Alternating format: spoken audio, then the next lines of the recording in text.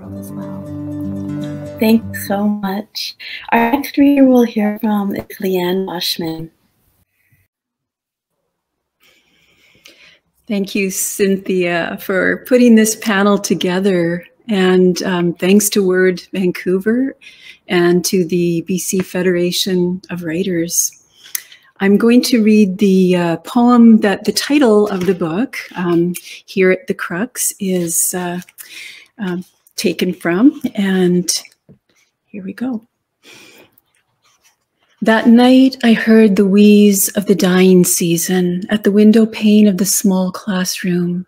Professor H's voice was unspooling in American Lit class, his tweed jacket baggy and his gray ponytail wriggling over his collar down his back. Our textbooks lay open, a few centuries of words, heavy in spite of the flimsy pages on which most students added only light pencil marks, hoping to resell them. Sometimes my mind wandered out to the edges of the city into bluffs, where my mother planned to pick rose hips the next day, or return to the kitchen where I had helped her with canning that afternoon, choice fruit brought back from the Okanagan by some neighbor, but she could make the best of runty crab apples or choke cherries. As we discussed imagery and symbolism, I thought how simple her creations: fruit, water, sugar, thickened with pectin, those jars lined up on the counter, inside peaches suspended with small hollows where the pits had been, syrup turned to amber in the scant light of the range hood. Gardens and fields had recently brimmed over where less than a century ago dust smothered the hopes of our grandparents. I watched the tip of Professor H's cigarette glow, tried to guess if sparks would fall before he could flick them into the portable ashtray with its checkered beanbag base, which he routinely set on the desk before he started the class. He was flapping his arms around more than usual, a slight hunch to his back as he paced. We were discussing the grapes of wrath, jostling to catch the questions he tossed at us. When he read the last scene aloud, Roja Sharn, her baby dead, offering her milk to the starving man, the guys smirked and young women blushed, glanced downwards.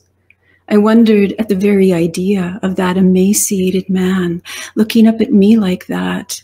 The shadowed craters of his face imagined the cracked lips and his taking me into his dry mouth, needing me to live.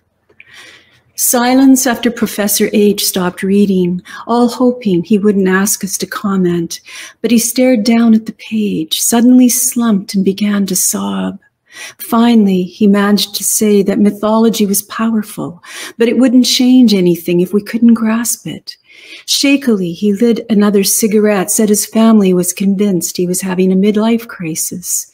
Someone raised their hand, politely asked if that were true. He laughed and matter-of-factly said, no, I've probably always been batshit crazy.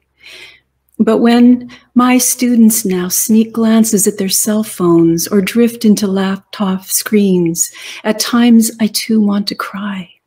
Every day more stories of desperate migrants, floods, and wildfires. My mother's ashes settling in a distant plot, her yellowing recipe cards rarely taken out of the metal box at the back of a cupboard. Grief here at the crux of my life, where it could all go down in cinders and soot. Dust piling up on window ledges again.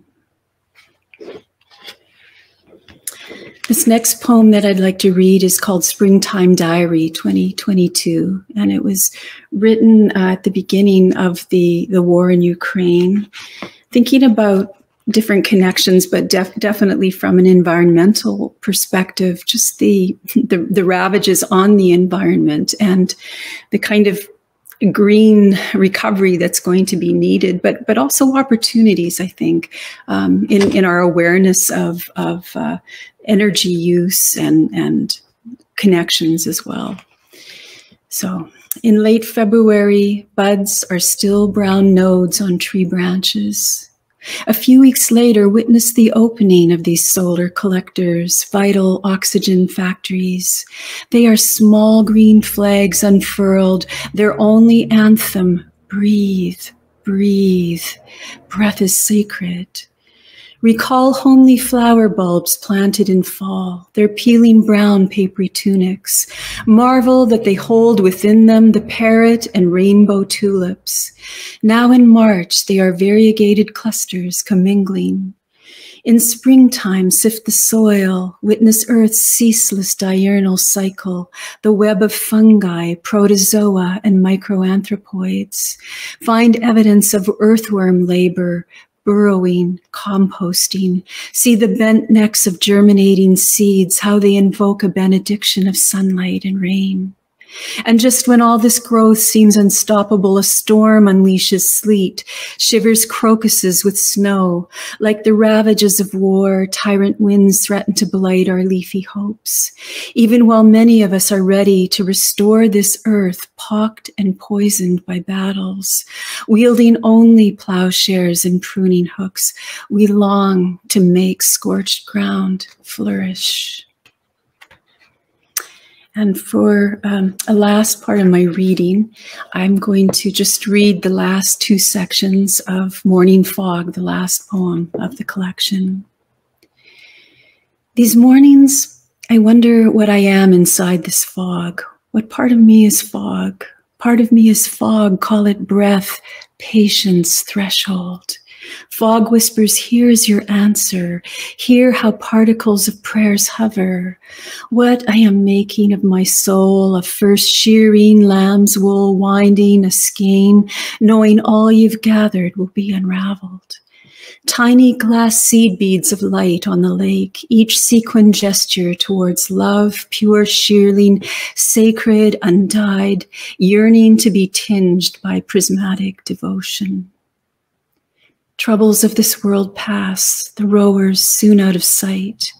What is left is this soul-shaping artisanship of liquid stratus hovering over the lake at this dew point of my day. Thank you.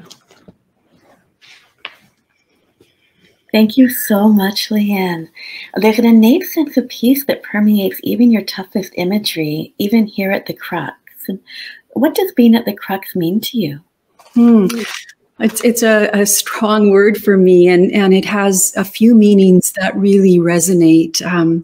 And definitely there's a sense of a difficult problem, of undeniable losses, of urgency, of climate scientists telling us that we're at this point. You know, we can still avert disaster. We have a chance to make a difference. And the Crux has intersections with where we're at in our own life, you know.